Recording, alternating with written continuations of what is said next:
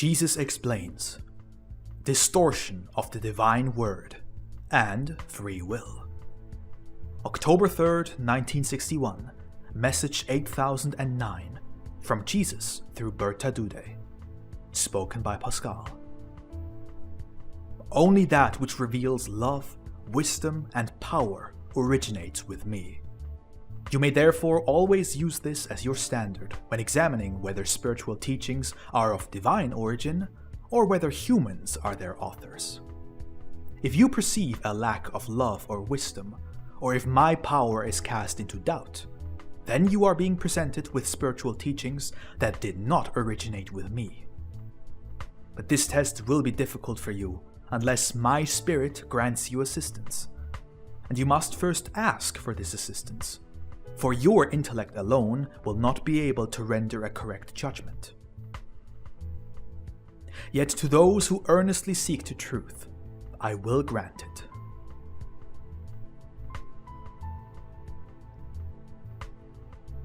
You can always be certain that I know all your thoughts, and reveal myself to you in my love, wisdom, and power.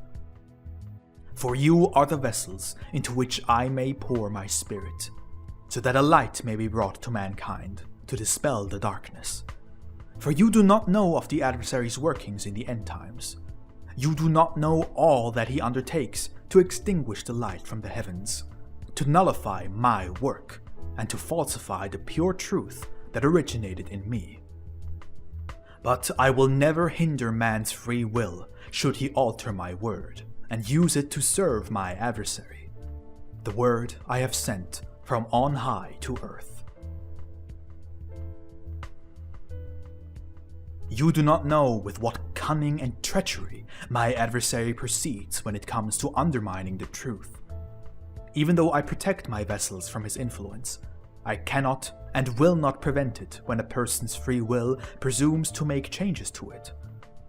Otherwise, the pure truth would already be spread throughout the entire earth. Human free will must be respected, and this free will shall explain many things to you.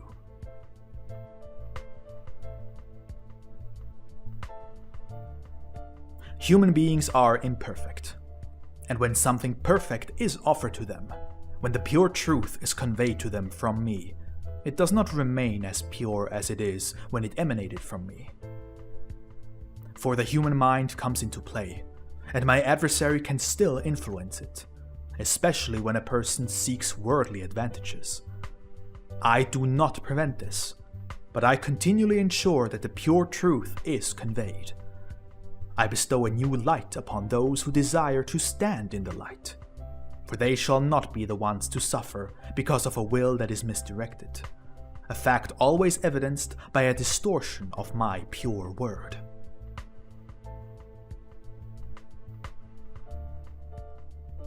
The same spirit has always flowed into my vessels, and my adversary has been unable to wreak havoc on these.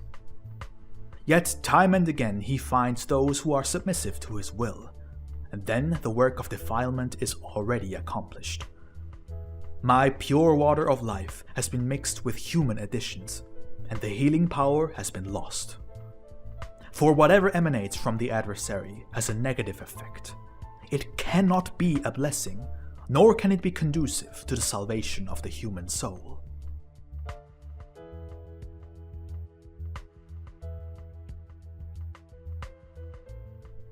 And when, for this reason, I repeatedly send the pure truth down to earth, when I repeatedly open a spring from which pure water of life flows, then I know that it will be necessary to correct emerging heresies.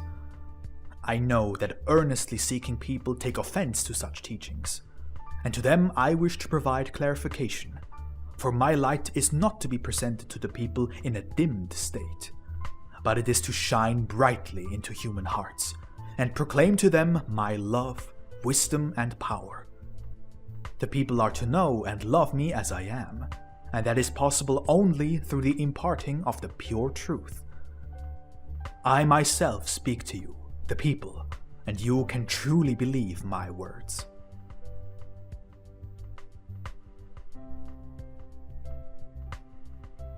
I give you my word, but I also require that you let it take root within your hearts, that you follow it, and that you thereby attain life within. Only then will your spirit be enlightened, and you will then ask me questions, which I will gladly answer. For in the end times, confusion will grow ever greater, and my adversary will succeed more and more in undermining my work. Yet it is the people themselves who will tip the scales.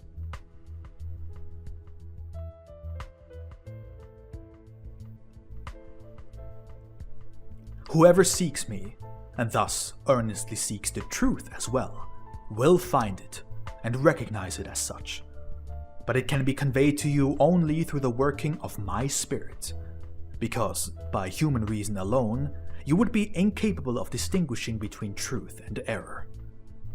Yet there is one truth, and it proceeds from me, and whoever turns to me for this reason will truly receive it as well. For I know that you humans can only attain salvation through the truth, and I know that every false teaching is poison for your souls. That is why the truth will come to you again and again, pure and unadulterated, from on high, because I want you to attain salvation. Amen.